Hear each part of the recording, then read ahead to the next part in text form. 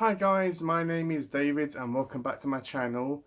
Today I am going to be talking about a book, obviously, that I haven't seen anyone talking about on BookTube. And that book being The Lost Boys Appreciation Society by Alan Gibbons. I found this book in a second-hand shop and I have never heard of it and never heard of the author, so I read the back of it and it intrigued me. So I thought I would give it a shot and pick it up and give it a chance. It was very short, so I thought why not? As I said, I have tried to find videos on this on YouTube, but as you can probably tell by the title of the book, all I seem to get is videos about the Lost Boys movie. Different variations. I type the title, nothing happened. I type the title, then review, nothing happened.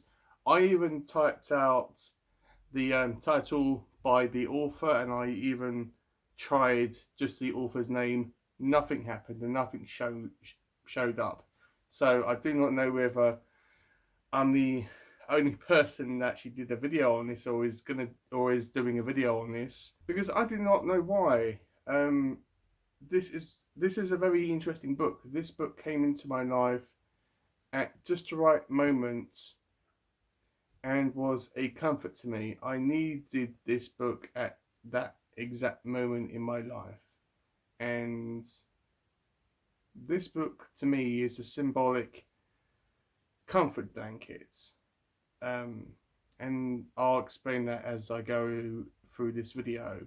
So before I get into it, I just want to say, as always, this is going to be my own thoughts and feelings regarding this book, and this is going to be a spoiler-free video as well. So, the Lost Boys Appreciation Society revolves around two main characters called John and Gary, who have obviously got a father and a mother that both love them, but that is all turned upside down. Their world is turned upside down when their mother gets into a car crash which results in her death. And this book revolves around their loss and the concept of loss and how different people kind of deal with that. John and his father are pretty much the same. They are trying to hang in there. Everyone misses their mum and this woman in their life. It's left a great big hole in their life.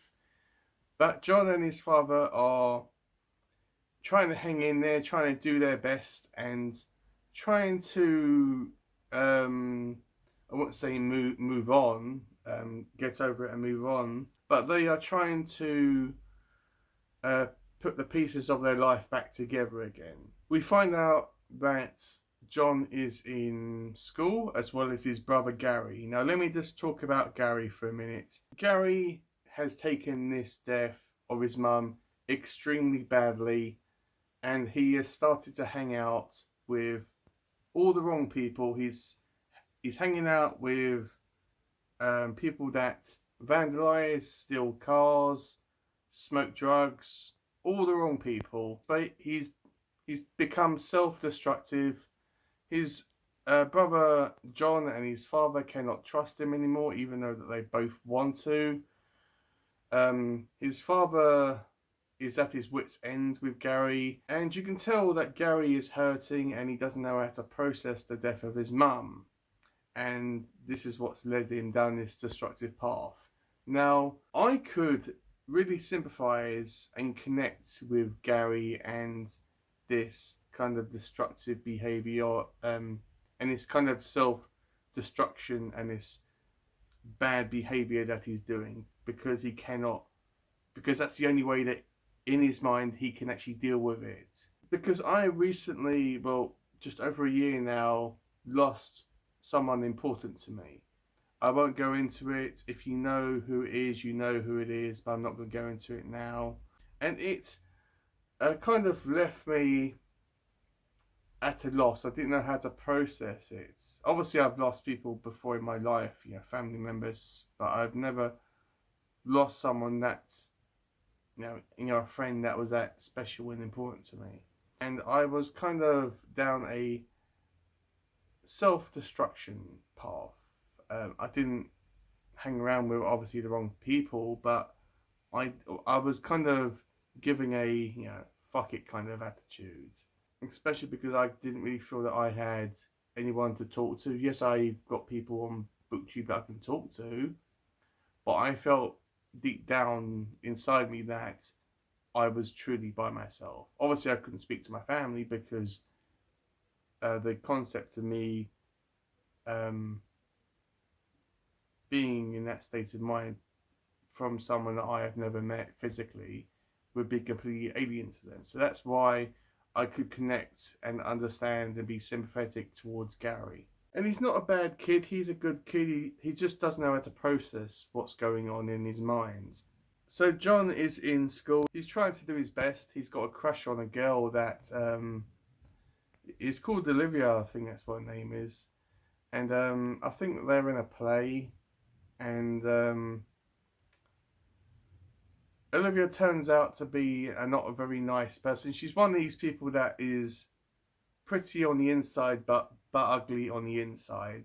And he falls in love with one of his good friends. I don't think that she's his best friend, but one of his good friends, who is I don't know what kind of the proper terminology for it is without being offensive to this group of individuals. Dwarf, um, little people. I'm not sure, but you get the point with that. He acknowledges in the book that he has known this girl since he was a very small boy, and at first it seems alien to them, but they become in love with each other and become a couple. John and Gary's father is trying to get back in the game, as it were.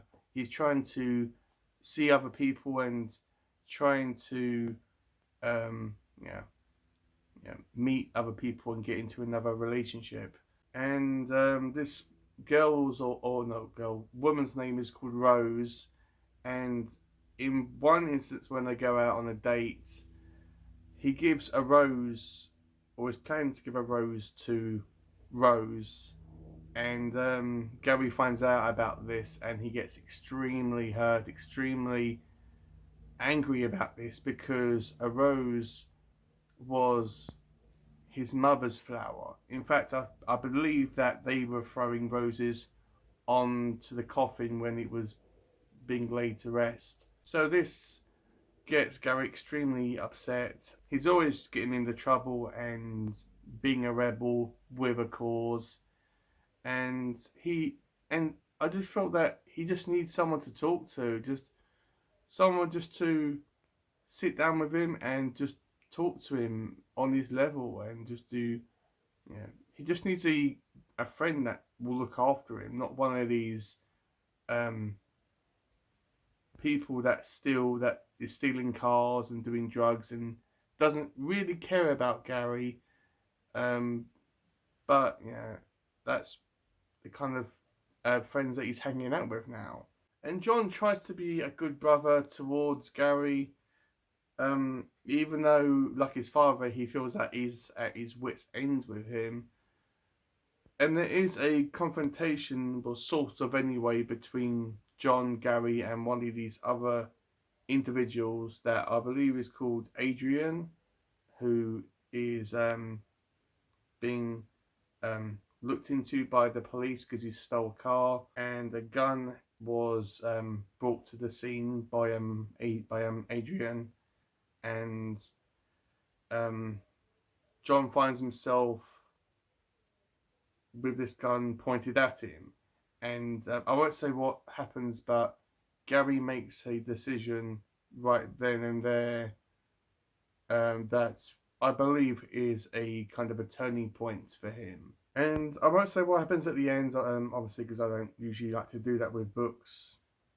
But you would think that it would all be tied up into a nice little bow, everyone would be happy, and it will be all sunshine and rainbows and all that type of stuff. Um, it is and it isn't. Grief is a process. It's a long ass process which takes many years, and it's not something that you can like easily fix. It's a long process. But at this end of this book, I feel that that it's the beginning of that process, especially for Gary, but also for John and his father. I like this book a lot. It was a massive comfort for me.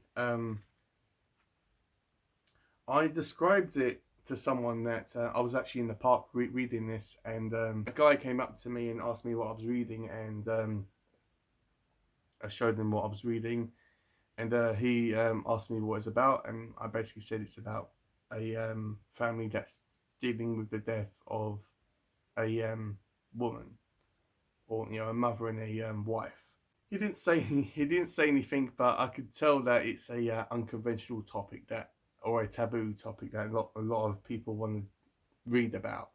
And you may be thinking to yourself, well, David, if you're still grieving for someone, why would you read a book about that?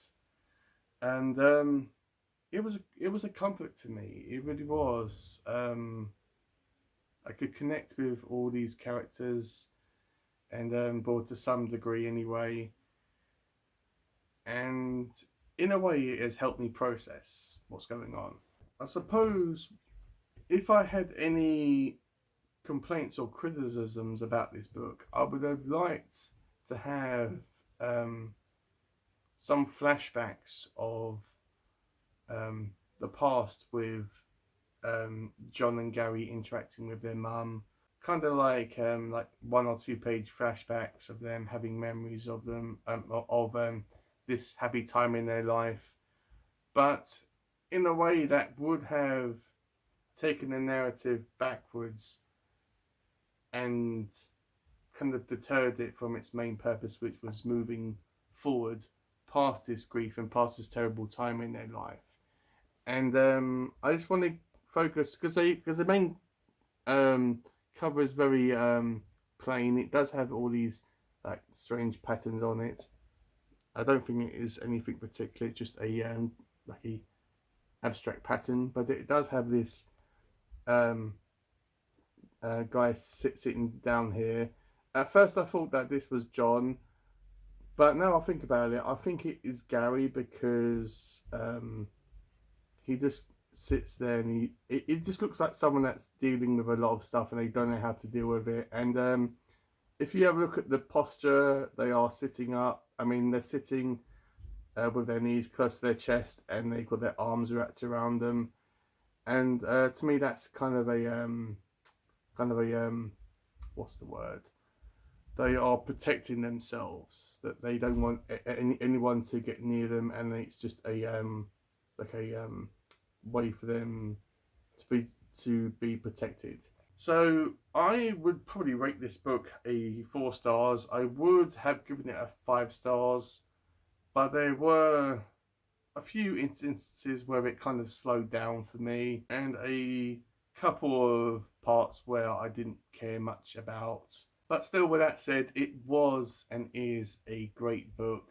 If you can find a copy of it out in the wild or online or whatever, I would very highly recommend that you pick this book up, especially if you are dealing with the loss of someone, whether it's a friend or a family member.